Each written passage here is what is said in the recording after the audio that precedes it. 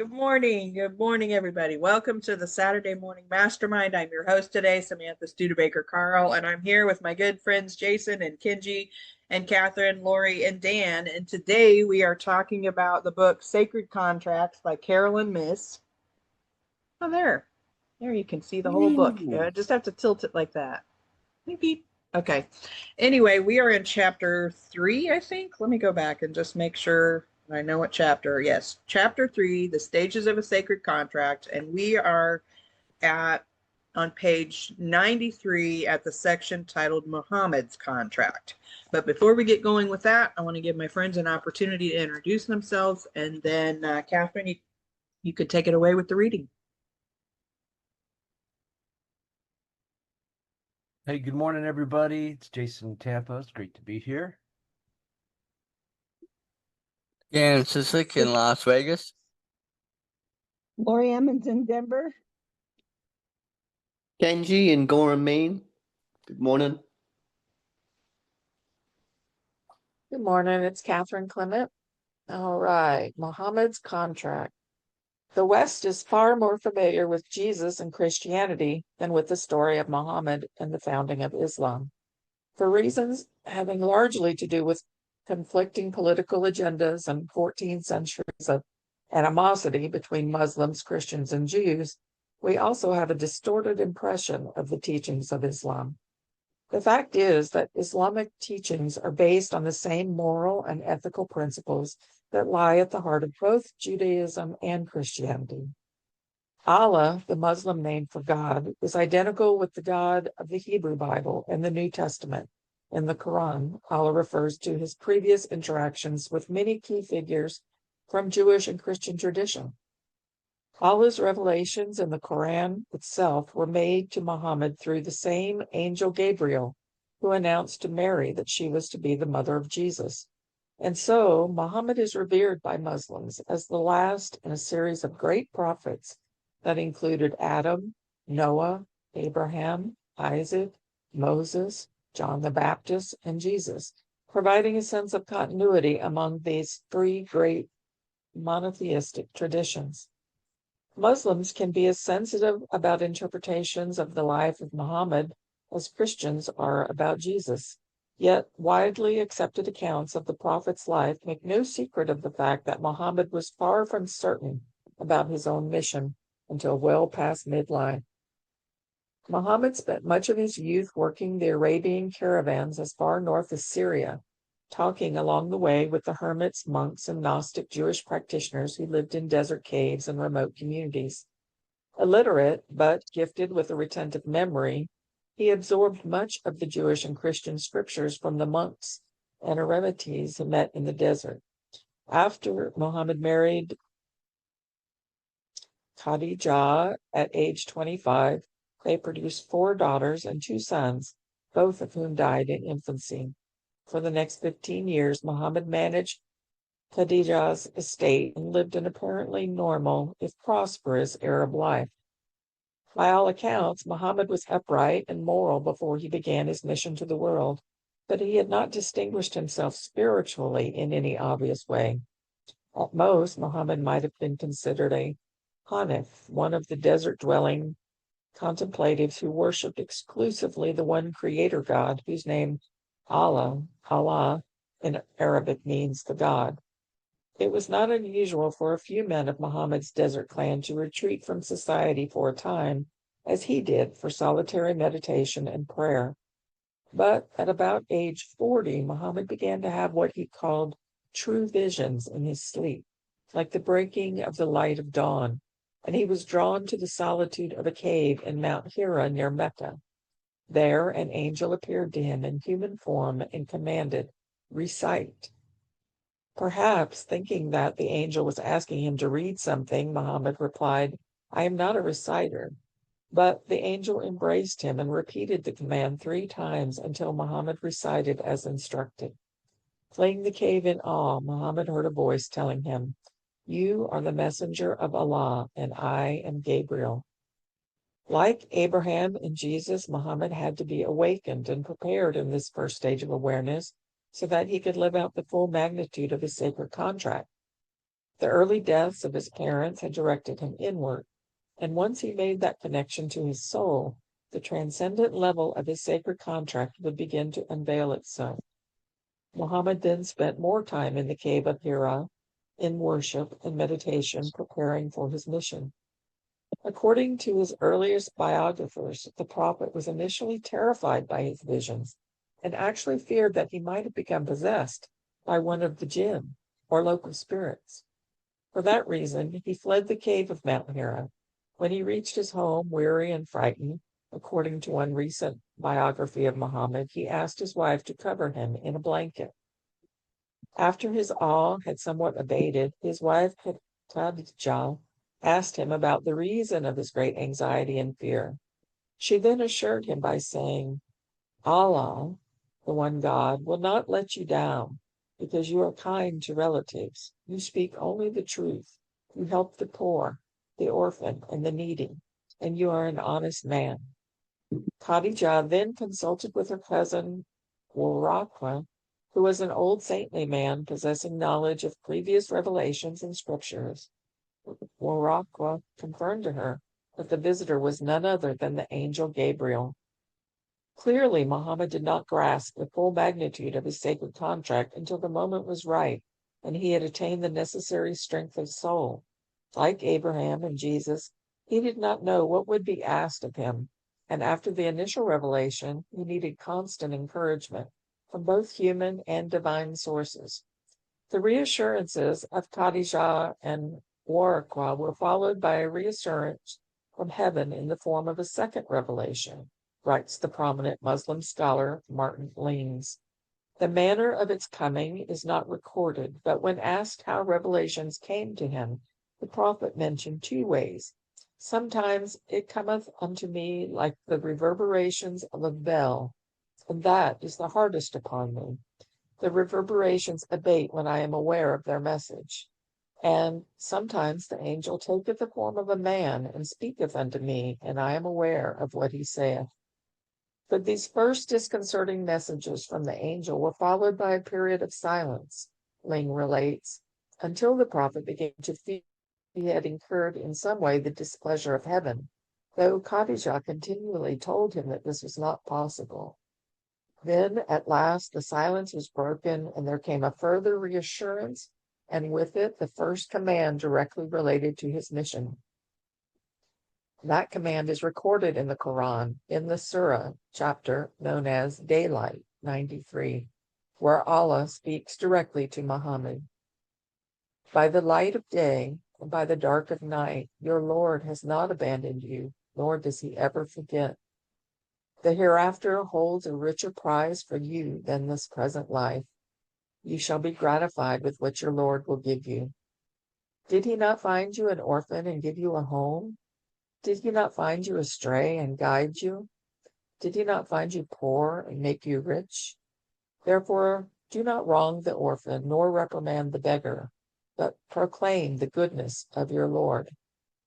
It was as though God had to remind Muhammad at each step of the way, just as the Lord reminded and aided Abraham that he was not alone in all this. This blending of moral, psychological, and material comfort and support was a form of charism with which the divine infused Muhammad to help him fulfill his contract. Such instances of spiritual nurturing are not uncommon among more recent mystics as well. The 19th century Indian sage Sri Ramakrishna often went into prolonged periods of samadhi, or ecstatic union with the divine, during which he was in such bliss that he was oblivious to everything taking place around him. Although he died from a painful form of cancer, his spiritual life was filled with intense periods of divine communion. Hilda Charlton, a modern mystic teacher who had worked as a dancer and choreographer, went to India on a dance tour in the 1940s and stayed there for 15 years studying with masters including Sathya Sai Baba. Charlton had been working intently on a spiritual practice to develop love and compassion for others, yet she felt no results until she sat down in the woods one day and asked herself what was the use of continuing. I closed my eyes and took a breath, and wham, she wrote in her autobiography. My heart center in the middle of my chest seemed to open up, and love poured in like a torrential stream. The spontaneous opening she experienced was a form of comfort and support from the divine that reinforced her determination to continue her long search for more immediate knowledge of God. When Mohammed began conveying his divinely revealed message to the larger community, he faced great resistance. In Arab society at that time, women, orphans, the disabled, and poor were treated with scant compassion. The social reforms that Muhammad was called to institute angered some fellow Arabs who did not want to change the social order that benefited them at the expense of the less fortunate. They attempted to lead an assault, yet Muhammad prevailed. He improved life for Arab women by prohibiting female infanticide and the prostitution of slave women, and by establishing the rights of women to inherit a half share. He did what he could to shift the balance of power in marriage by proclaiming that couples have reciprocal duties and rights, and that women should be educated. He made it part of Muslim law that the followers of Allah must donate a fixed portion of their income to support of orphans, beggars, and anyone in financial straits. Muhammad's followers have not always maintained his reforms or abided by his teachings, just as followers of other great mystical leaders, including Jesus, have not. After the founders died, the entrenched customs of male dominance endemic to the honor and shame-based cultures of the Middle East and Asia often reasserted themselves in short order. Muhammad's contract contained many challenging assignments as he moved from being a successful merchant to raising an army to fight off his enemies. Yet what is most instructive is Muhammad's ongoing alertness to messages and inspiration from the divine, which he continued to receive up until the end of his life. In his last years, he conveyed revelations regarding the nature of the afterlife, the role of Jesus as a great prophet, and our ongoing struggle with the self. After returning to Medina from successful battles in Mecca and Hunan, for instance, Muhammad exclaimed, "We have returned from the lesser holy war to the greater holy war." When a follower asked what he meant by the latter, Muhammad replied, "The war against the soul."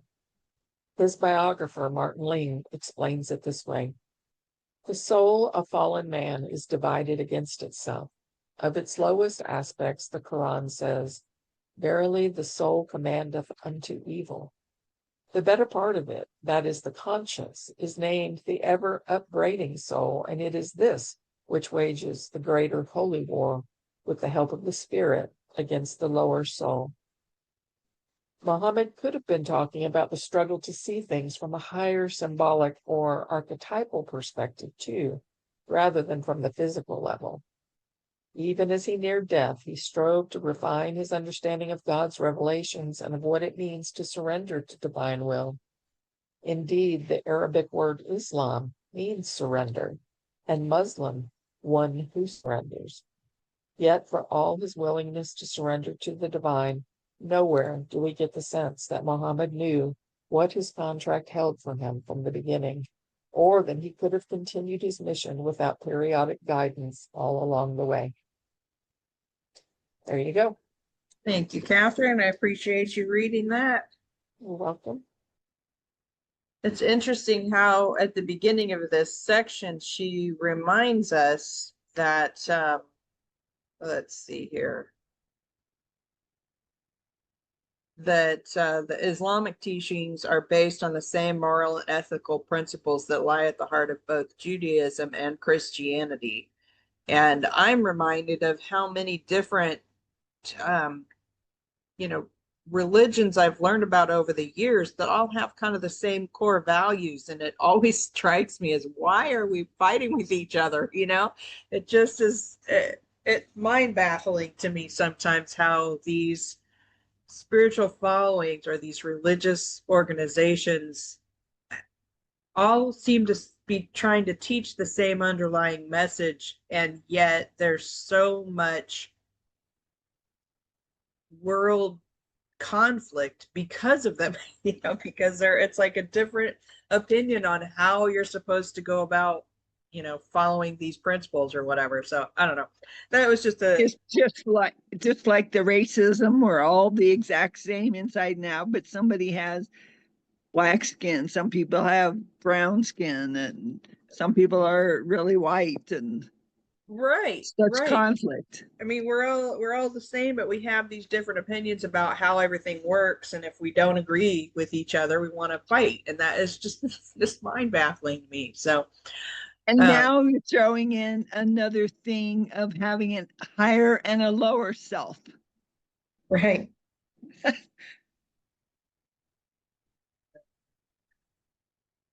Uh, so We definitely have a higher and a lower self. right. I mean, basically, the way I look at that is as a spirit or us as human, even Right. though, It's like the pendulum swings. You have to have the evil to know the good. You have to have the good to know the evil. yeah, there's something to be said for that, isn't there? I was excited. Well, not excited, but you guys know. I can't find the page again, but somewhere I read that in that what I just read, I read that there was a prophet that died of cancer, but Yeah. he had uh, amazing interaction with spirit, and it seems like these days, for some reason, people think that if you are unable to heal yourself of whatever is ailing you, then you're not spiritual. It's like they think that being spiritual gives you an automatic 100% healing of everything. Like, it doesn't work that way. It just there's a lot of prophets that died of different ailments or had ailments throughout their life. It doesn't mean they were any less spiritual or connected. And in fact, I think that is what makes the connection, because you get so, I don't want to really say desperate, but desperate. You get to such a low point that you have to completely surrender. And most people don't have to do. And that's what that surrendering is, what brings you closer. But I Yeah, agree with you, Samantha. No, I'm sorry. I'll say this last thing. I'll shut up. When I was a little kid getting bussed around to all the different religions, that's what I saw. I saw the sameness amongst them all, what they had in common, how they were all based on the same things. And yet, at that time, the argument was over whether you were Episcopal or Southern Baptist or whatever, but we are all the same. I don't know what I was just gonna say. I'm gonna mute back out. I was gonna jump out and say, I think I don't think it even necessarily has to be physical ailments either. I think sometimes you can get to, just whatever brings you to that bottom point, because you know there are different things that affect people in different ways, and you go through it, and that might be where you're at your most desperate point in place. Because I know for me, it hasn't been much physical aspects, but boy, it's been, within other realms and other things, and driven me to, you know, like I said, with my faith and what I believe. I also am seeing friends from my church, where the husband has cancer, been dealing with it for I think a year or so now, and the doctors are saying it's gotten into the bone marrow.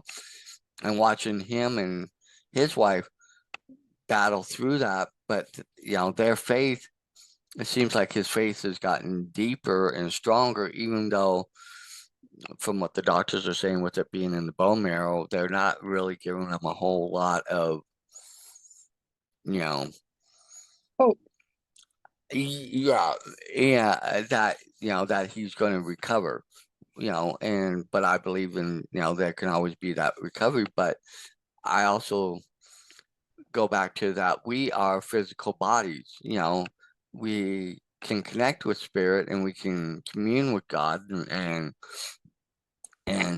but the limitation is we have physical bodies, you know, and we're not in that. We're on this side of the spiritual realm, and I'll put it that way, as compared to, even though we can connect with God and get to that space, you know, I may not be saying it right. I don't know. Catherine might be able to On explain the it better. veil.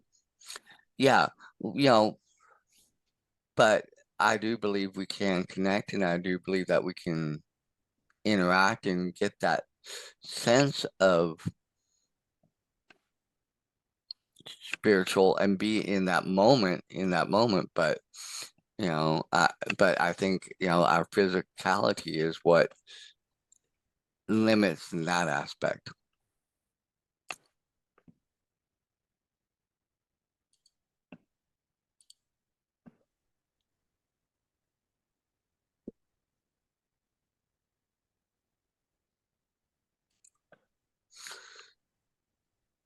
Kenji put in the chat, death isn't losing. Nobody lives forever on earth. There is no shame in dying.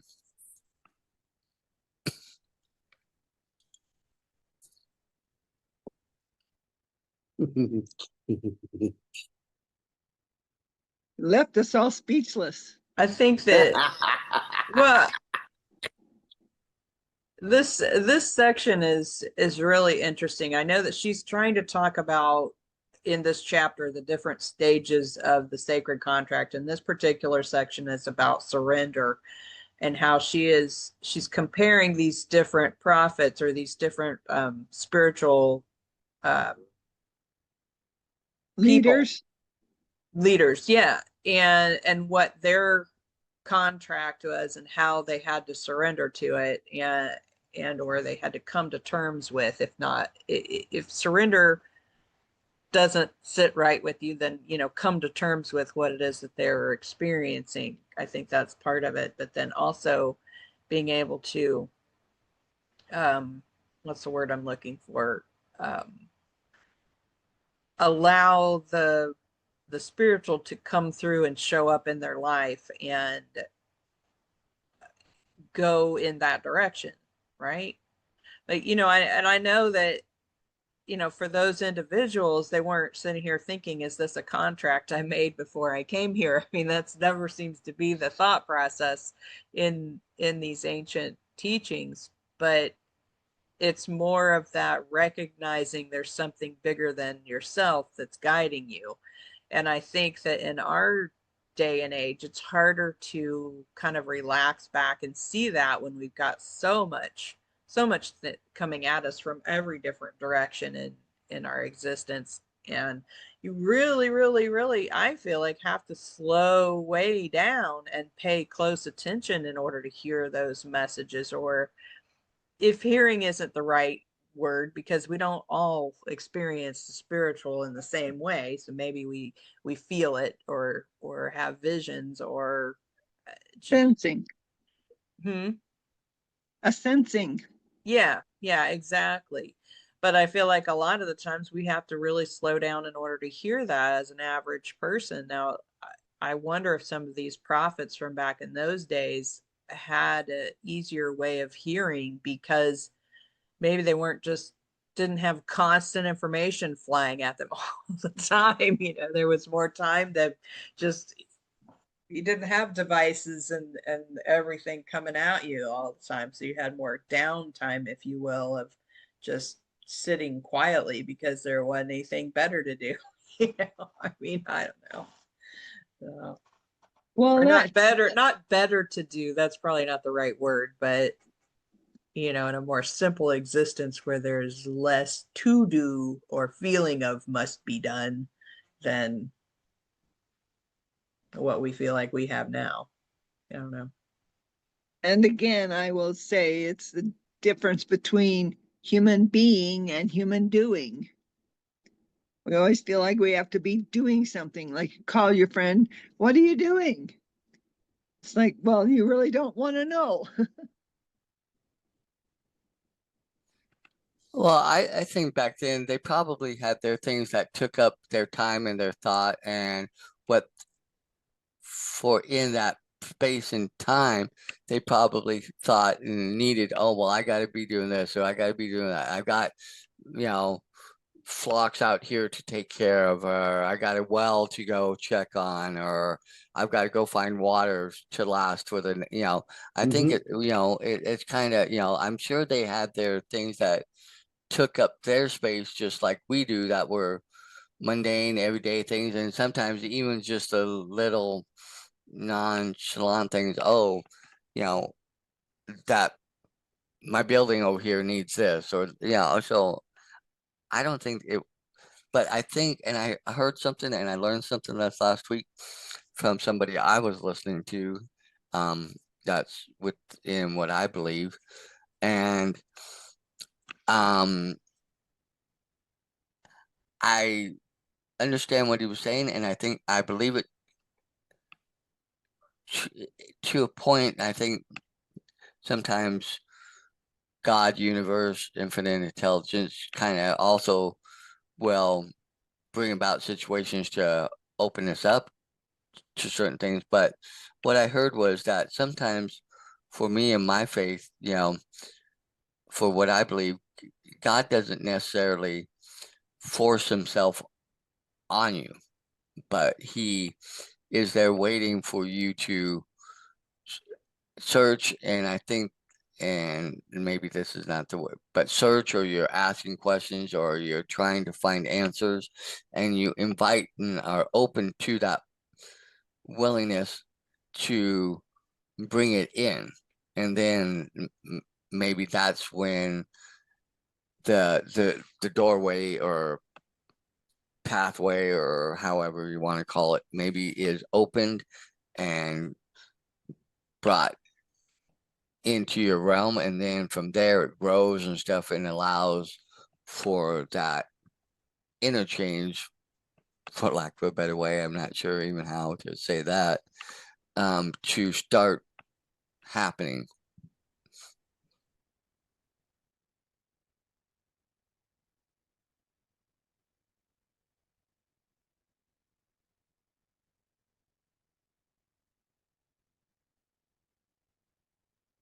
Found it really interesting during the reading that it was discussing about um their doubt, that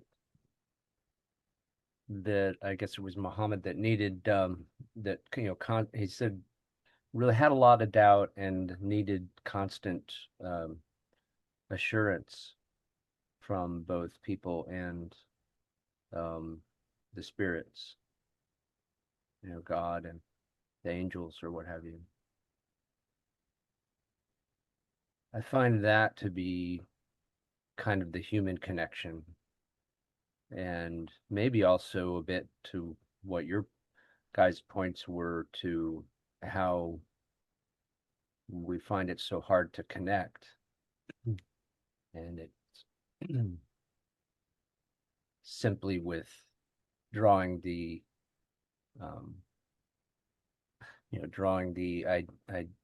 comparison between doubt and not being a true believer, or not having strong enough belief or faith, I guess it would also be called. I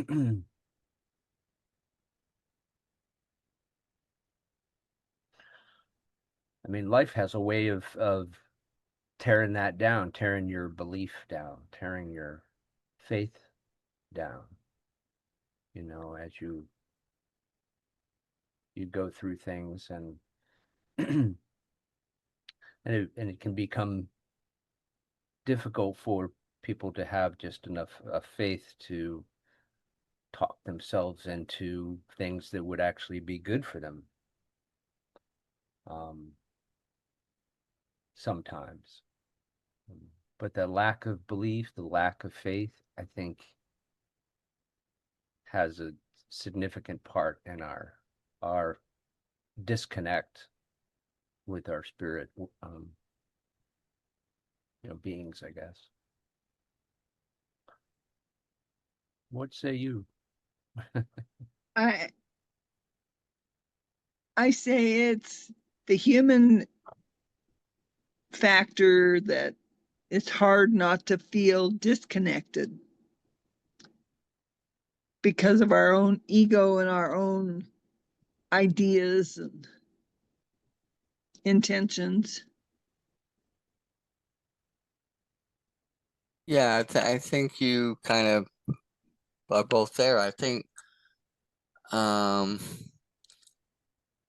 sometimes we don't feel worthy enough of that connection. I guess is the word I'm looking for, or the way I'm trying to, because I don't think it's necessarily the connection that they're questioning. It's like, well, why me? I'm just, I'm, at this, even though you're searching for the connection, you want the connection, you desire to understand and have a better understanding of why you're where you're at, or why what's going on, or the wherewithal in that. But then when you start connecting or experiencing or however goes on with you, then you're like, oh, I wanted this, but wait, am I really good enough, or am I, it goes back to all the things that we've had built into us since we were little, and our life experiences, our lives, lifetime of living. I think that gets in there, rather than, I think we have to learn to trust and build upon it and go with it. And once we start building and realizing that, oh yeah, this is really real. This is what I want. This is what I believe. This is what I've been wanting. I think that's where we trip ourselves up, I think. It's the difference between your belief and your free will. You want to be connected and stronger in your beliefs, and yet you don't want to be responsible for that.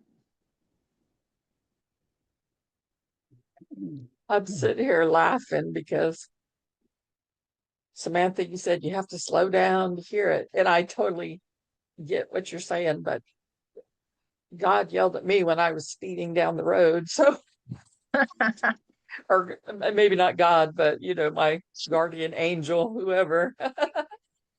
And when I think of like some of the mediums that I know who are active, working mediums, sometimes they're like, no, I don't want to, I'm tired of hearing people waking me up all night. So there is kind of like this, you want it until you get it sort of thing, which is true for a lot of things in human life.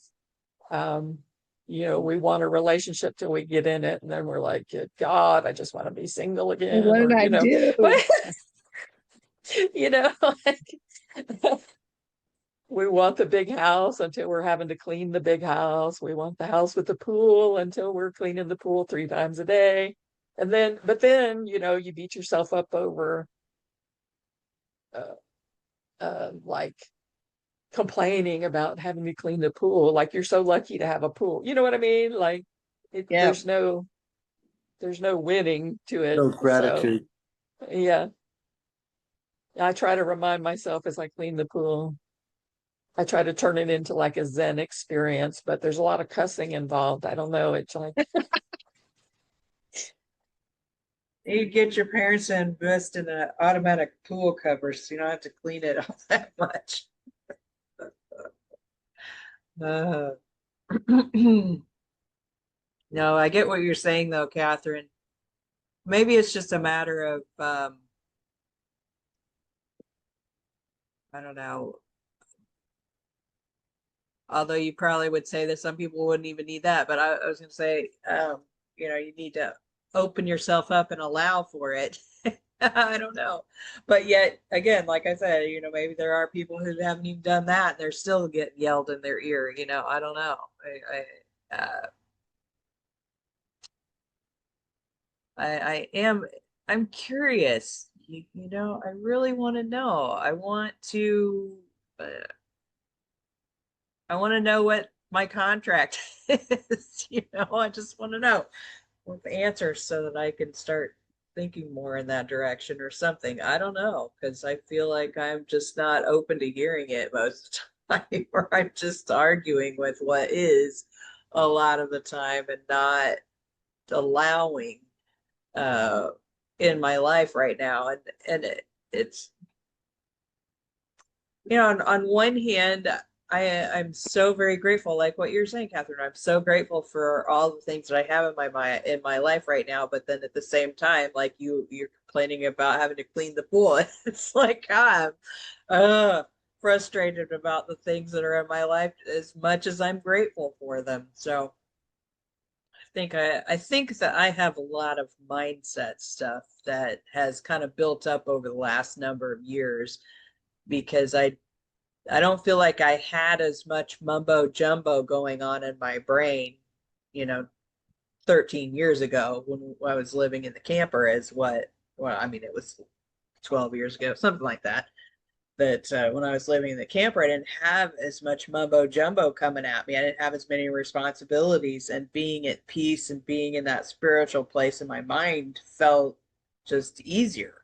And with everything I have going on in my life right now, I feel like I have trouble getting back to that peaceful feeling because there's always something that needs to get done.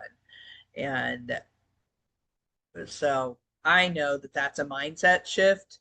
I just need to start clearing out some of this mumbo jumbo, that's built up, if you will. I don't know. Or Well, maybe I just need to stop worrying about it and just let it be. That's probably part of it too. It helps me feel like I'm not alone in this mess. What does? What you were talking about, that Oh, okay. cleaning out the mumbo jumbo. yeah. But I think you kind of hit it on the head there because you said that you really want to know, you really are, interested in knowing, but yet you also said within that same little bit that but you're not open to it. I think you kind of, and I'm not speaking just for you. I think All of us. yeah, all of us, we really want to know, we really are desirous of, knowing whatever happened before we were physically brought here, came to Earth. But at the same time, I know for me, it scares the living hell out of me to actually know what I really probably, and to maybe find out that, yes, what I've lived through over the last, 60 years of my life is what I asked for. And it's like, and then I'd be like, really? What was I This, thinking? this is what I asked for? Why in the ever living hell would I ask to go through what I went through? Or what I asked for, I keep rejecting, and so therefore that's what's sending me down this path of whatever it is, it's for whatever weird wonky thing that we have as humans that causes us to reject what we think I don't know. I don't know what it is, because in some ways I feel like I ought to just know. I know somehow some part of me knows, and I'm not listening to it. I don't know. And is that what's causing the chaos in my life, or my perceived chaos in my life? Because maybe it's just my perception on it because of my thought trash that's going on versus what I could perceive it as if I were to clear out some of the thought trash, right? So I don't know. Always thought I wanted to be an actor. Um, Mhm. but and that was always my dream. I'm gonna be found. I'm gonna be in a gas station and somebody's gonna discover me. But the thing is that if you're not ready to be discovered, I mean, if somebody walks up and says, you know what, we're gonna give you your big break, and you're too scared to take it. You sweat. You can't perform because you're so wrapped up in yourself that just can't be you. Or wrapped up in your fear. That's a Wrapped big up in part the of it fear. too. Wrapped up in the fear that you can't see the opportunities that are in front of you because you are stuck in your narrow tunnel vision of, this is how I think it should be going in my life. And I want this over here. I have no idea how to get there. But even if it's presented to me, I may not see it because I'm scared. So that's a big part of it too. I mean, I can say right now there are some opportunities that have been presented to me recently that I know that I have a bunch of fear relating to those things. And, I was having a conversation with my husband last night. I'm like, really going through the pros and cons of the situation and trying to dig in deep to what exactly am I afraid of, in this situation, and how bad would it really be if the worst case scenario happened? What is the worst case scenario? And sometimes that's our biggest thing is we tend to have these fears about whatever's happening in our lives that we're trying to avoid. Well, I mean, more often than not, I think that when we have fears, we're trying to avoid something. But sometimes I think we don't even know really what it is that we think we're trying to avoid. We're just trying to avoid that discomfort of having the experience that we don't want, even if we don't know what the thing is, or we think we know what the worst case scenario is, and so we fear that, and because of it, we don't go forward. We don't make that change, or we don't make the decision to try the new thing, whatever that might be, because we're afraid. And I have to dig into that sometimes. A lot of the time, I think. I think that's a good point, because I've for quite a while I've always wanted to be my own business, and with my accounting background, I knew that would and just and I've pushed it off because I've been afraid of the things involved in it and stuff like that, and you know aspects of what it would entail.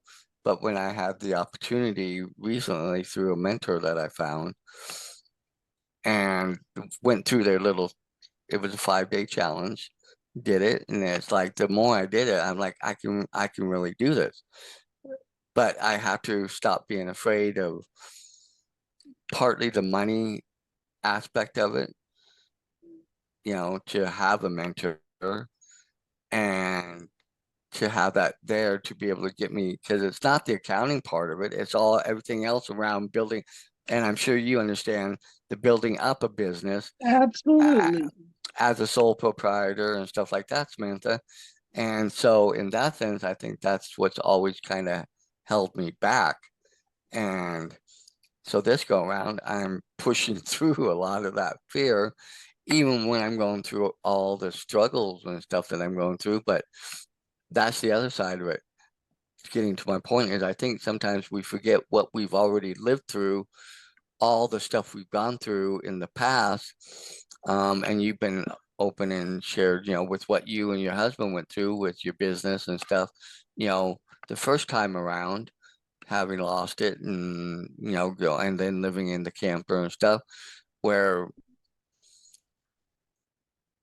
it was a bad thing and losing a good, successful business and all that. But at the same point, you found kind of like your bliss in the camping in the trailer, but then life kind of moved you in a different direction, and now you're back to where you were, and new opportunities. And like you said, you're afraid of the new opportunities, but I think we forget to look back at all the struggles and all the things we've lived through and overcome.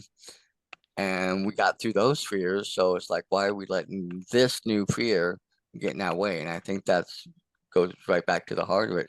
We're letting that big new fear of the unknown and the uncomfortable keep us where we're at too.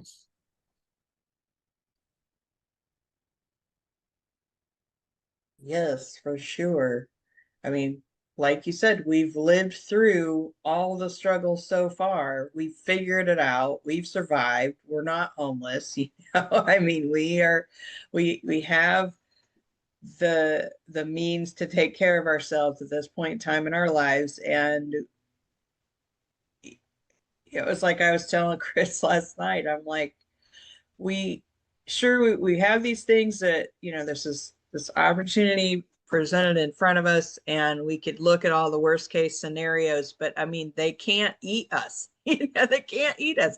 What if this happened? What if that happened? If this fell apart? What if he has this friend of his years ago. Well, I mean, they're, I don't know if they still talk occasionally, and his whole thing was they can't eat you, you know.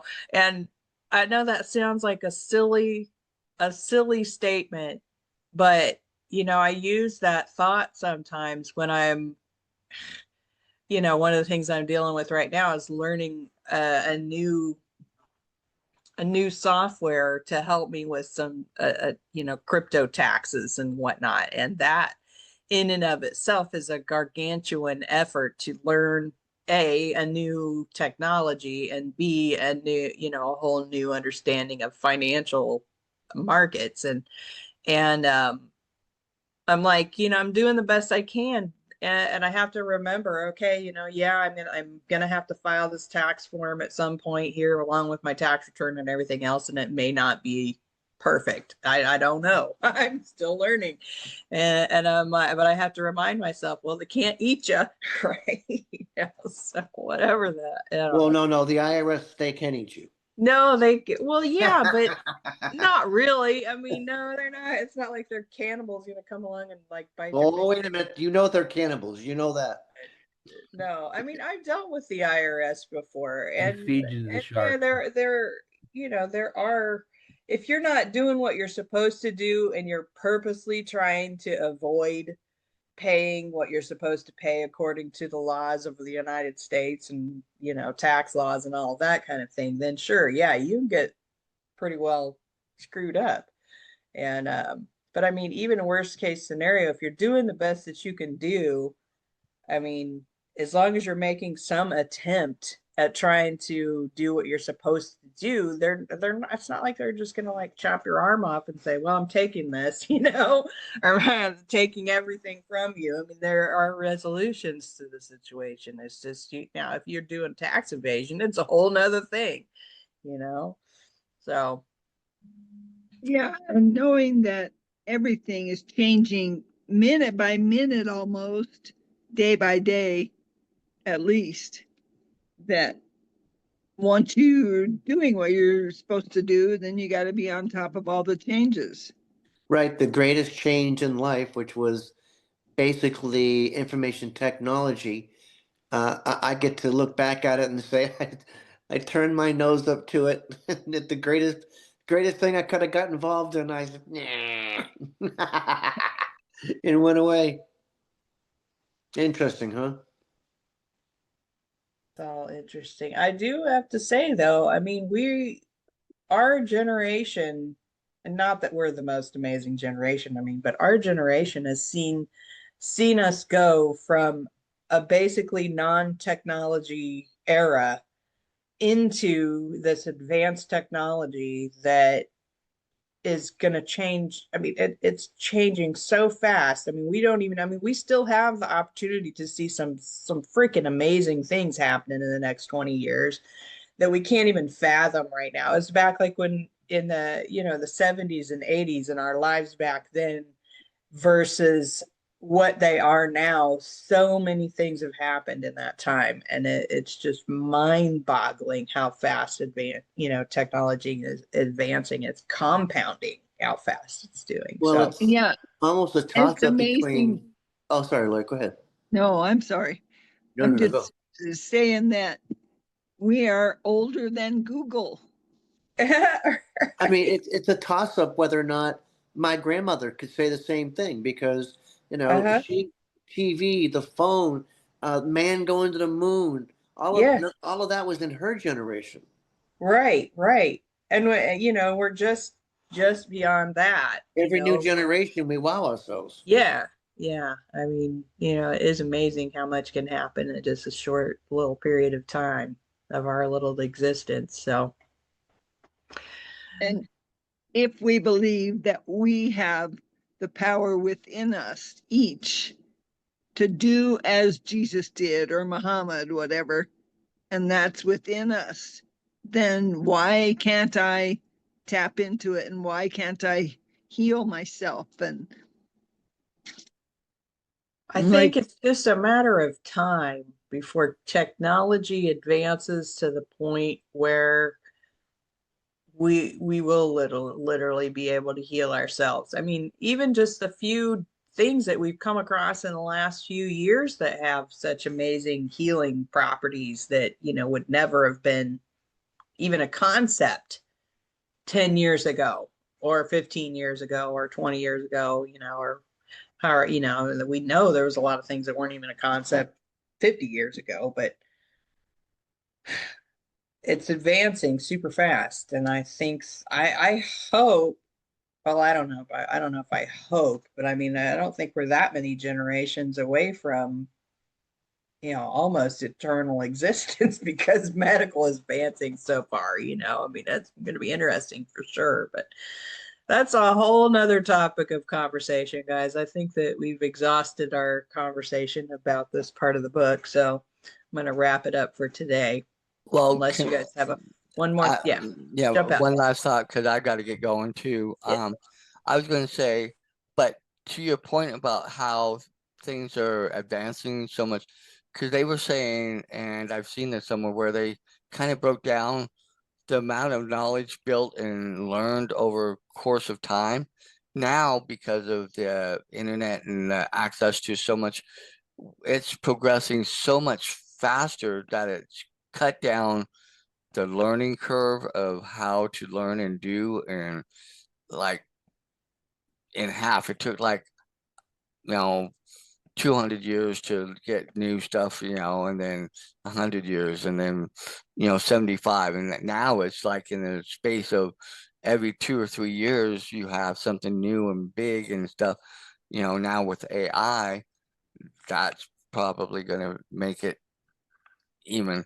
So while prior generations had their big things that came about, we could go back to man when man first did the wheel. That was the biggest, So I'm sure we have great stuff coming up in the future. It's just how we look at it. That's my last thought. Yeah. that is so good, Catherine and Jason. I like to say, if you're wondering, trying to find out what your sacred contract is, um, are you meditating and asking for it, asking to know every night for like 5 to 10 minutes before you go to bed, really, really, really trying to get the answer? Um, That's a good question, Jason. And right now, no, I'm not. You know, I think about thinking about it. yeah. And that's kind of, but even if we can't Have a succeed in good that, week, Catherine. it is a good exercise um, in facing our fears a little bit. We go around our daily routine and we're trying not to be living in fear, but then, how do we step up to our fear and experience our fear to then make it so that, okay, that is, figure out this is a fear I want to conquer, right? This is something I want to push through when we're always spending so much time avoiding it.